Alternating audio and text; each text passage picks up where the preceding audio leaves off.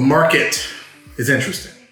Right now, as we go into 2022, we're seeing emotions of both sellers and buyers really drive what happens and what goes on. So what do I mean by that? We look at the condo products, and condos meaning basically non-single family products in the city, have days on market start to creep up slightly higher.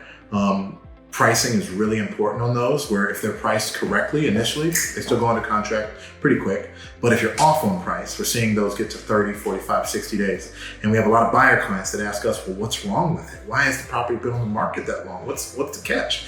And simply put, the price wasn't right on all of them. So it is still a good opportunity for buyers to take advantage of deals in this market, period. I'll say it, there are some deals, but you gotta know where to search for them and in what asset class. There are not really any deals uptown in DC, west of Rock Creek Park, in the luxury space. So that's most of the properties, 1.2 million and up, that are detached homes.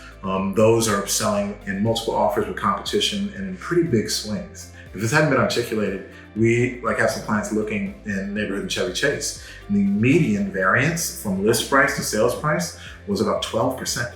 So that means if something's listed at $1 million, it's going up at least $120,000 over that list price. Now that's driven by there just being such constricted supply, and the demand, while that has been about stable, I won't say the demand has increased, the ability of the folks to compete and do what it takes to win in those higher price points is much higher. Like, they have a lot more cash. So swinging up another 100, 150, 50, 75, $200,000 is not a big deal to them. So just know that our luxury market is still relatively strong in the single family space. Luxury condos depressed a little bit because we have a bunch of those. Those middle of the market, row homes, which in DC, middle of the market is like 700 to 500. I know that's kind of crazy to say.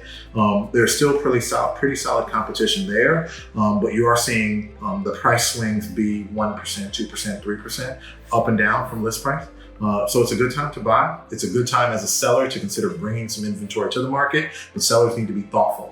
I'll say the target has not changed. It's just gotten a little smaller in terms of where the actual best position and best price is.